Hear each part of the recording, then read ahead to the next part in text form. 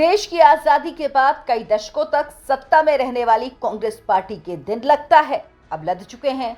एक वक्त था जब कांग्रेस की तूती बोलती थी और ये देश की सबसे बड़ी पार्टी थी, लेकिन 70 के दशक के बाद धीरे धीरे हालात बदलने लगे और कांग्रेस की स्थिति डावाडोल होने लगी।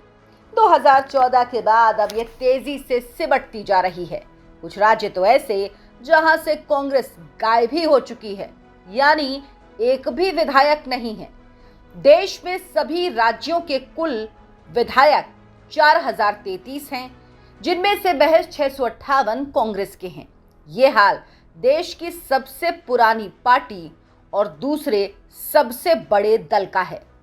आंकड़े झूठ नहीं बोलते, तो आंकड़ों से समझिए कांग्रेस का हाल कितना बेहाल है। 2014 में 24% विधायक कांग्रेसी थे, अब ये घटकर 16% ही रह गए हैं। 5 राज्यों में कांग्रेस का खाता भी नहीं खुला, यानी एक भी विधायक नहीं है। वहीं 9 राज्यों में 10 से कम विधायक हैं।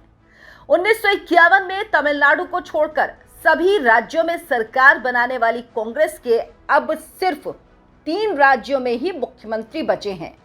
कांग्रेस के हालात बदतर हो चुके हैं, लेकिन राहुल गांधी और कांग्रेस के बाकी नेता अब भी ये मानने को ही तैयार नहीं। अभी भी उनका लक्ष्य एक ही है, मोदी को हराना है। उन्हें ये भी नहीं दिख रहा कि मोदी विरोध के साथ साथ अपनी पार्टी को बनाए रखने की जिम्मेदारी भी उन पर ही है, वरना एक दिन ऐसा आएगा कि लोग कहेंगे एक थी कांग्रेस। कांग्रेस के डूबने का जब भी इतिहास लिखा जाएगा, उसमें इस समय के कांग्रेस के सबसे बड़े नेता और गांधी नेहरू फैमिली की विरासत के राजकुमार राहुल गांधी का नाम सबसे ऊपर होगा।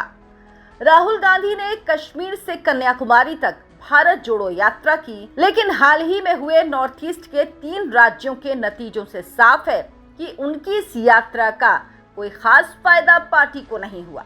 मेघालय, त्रिपुरा और नागालैंड विधानसभा चुनाव में कांग्रेस का प्रदर्शन बेहद खराब रहा।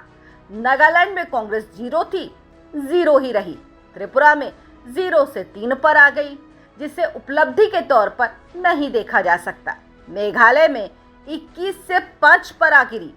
इसकी सबसे बड़ी वजह ये कि राहुल गांधी जहां भी जाते हैं, संगठन को कैसे मजबूत किया जाए, पार्टी कार्यकर्ता किस लाइन पर काम करें, इस पर कोई सुझाव नहीं देते, बल्कि उनकी स्क्रिप्ट मोदी से शुरू होकर मोदी पर ही खत्म हो जाती है।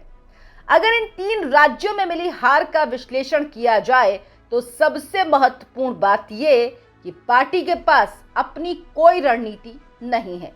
शीर्ष नेताओं ने कोई रोड मैप ही तैयार नहीं किया, तो पार्टी के दूसरे नेता और कार्यकर्ता करें भी तो क्या करें।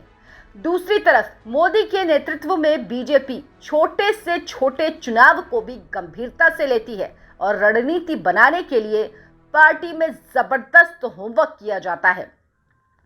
3 राज्यों में कांग्रेस के फेल होने की एक नहीं कई वजह हैं, लेकिन कांग्रेस इन वजहों पर मंथन करेगी, इसकी कोई खास उम्मीद नहीं दिखती। अमृता श्रीवास्तव की रिपोर्ट। वीडियो को लाइक करें, शेयर करें और चैनल को सब्सक्राइब जरूर कर लें। धन्यवाद।